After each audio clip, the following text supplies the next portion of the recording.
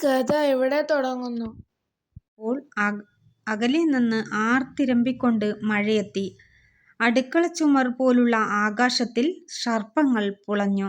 ഭൂമിയെ പിളർപ്പുകൊണ്ട് ഇടിമുഴങ്ങി.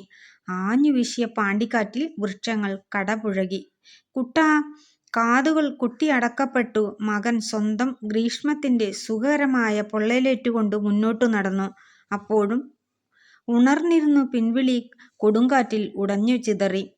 ഇരുട്ടിന്റെ രഹസ്യങ്ങൾ മഹാമാരി താണ്ഡവം നടത്തി. മലയിടുക്കിലെ വരമ്പുകളിൽ എവിടെയെല്ലാമോ ഉയർന്നു ഒറ്റപ്പെട്ട രോദനങ്ങൾ കടപുഴകുന്നു. വൃക്ഷങ്ങൾക്കിടയിൽപ്പെട്ട് ഇടിയുന്ന വരമ്പുകളിലൂടെ വെള്ളം പാഴ്മുഴകളിൽ കെട്ടി നിർത്തിയിരിക്കുന്നു. കുടിലുകളെ വിഴുങ്ങി. പാതിരയായപ്പോഴേക്കും ഗ്രാമം കടലായി.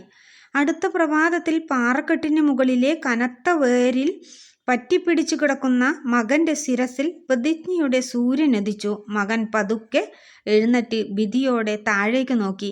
മുന്നിൽ പൊളിഞ്ഞ് കഞ്ഞിക്കലമായി കിടക്കുന്ന ഗ്രാമം അവൻ കണ്ടു. ഗ്രാമത്തിൽ അലഞ്ഞു തിരിയുന്ന കാറ്റിൽ ഉയർന്നമരുന്ന ഒരു തേങ്ങൽ അവൻ കേട്ടു. കുട്ടാ! ഒരു നിമിഷം മകൻ അന്തം വിട്ടിരുന്നു. പിന്നീട് എന്തിനെന്നറിയാതെ അവൻ പൊട്ടിക്കരഞ്ഞു. ഈ കഥ ഇവിടെ പൂർണ്ണമാകുന്നു.